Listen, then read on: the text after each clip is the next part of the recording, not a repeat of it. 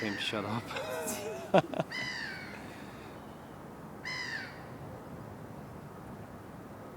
Yeah, okay. Sorry. I'm just waiting until that passes by.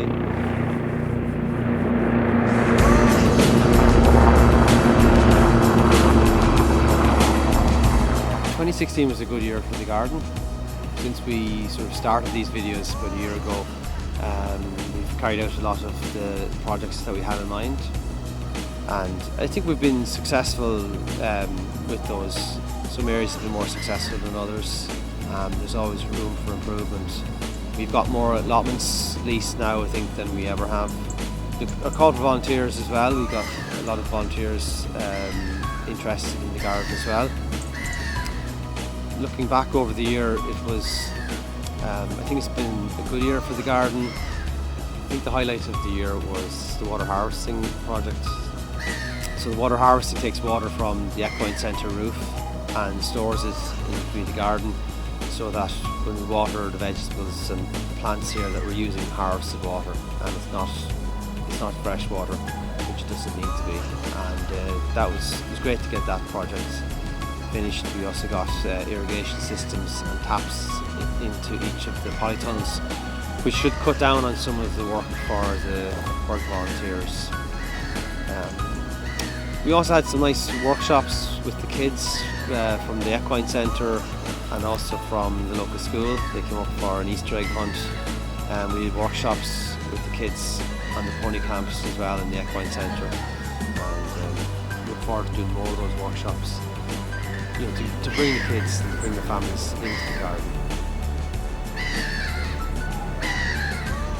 Is any of that usable? I feel like a seagull's head in my body. It's just like, there's a great crew working here in the garden. The volunteers are great. They provide a lot of drive and energy, and they're very dynamic.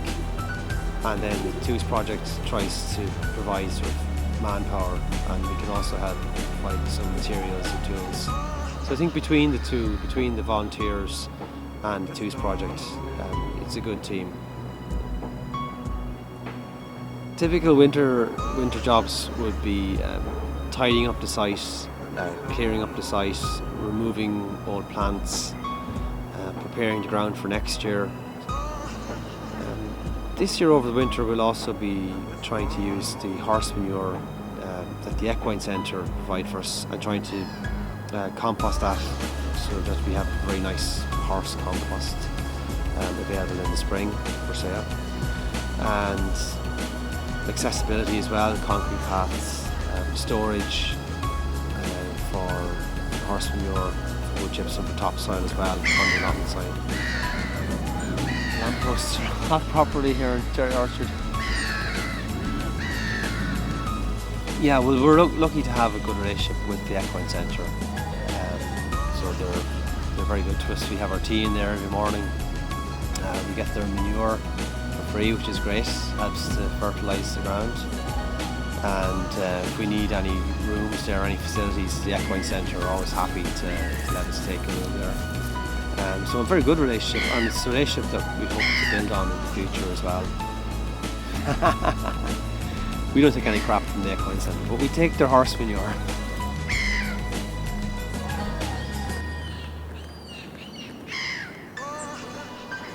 I think the community garden has great potential to really be a standout project. There's potential there to reduce our impact on the environment if we can produce some of our own vegetables close to home.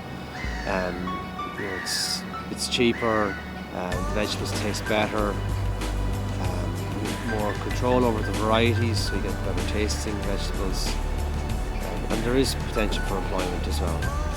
The community gardens, a lot of them seem to spring up maybe about 10 years ago, just before and just after sort of the last recession started. And I think that there is a project somewhere which will be a really standout flagship project that other projects will then say, that's how this can be done. That's a model for us to follow. And hopefully it's going to be this project.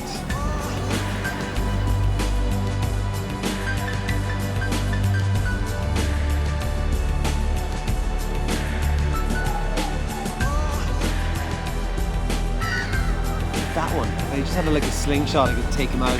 He's chasing off the other guys.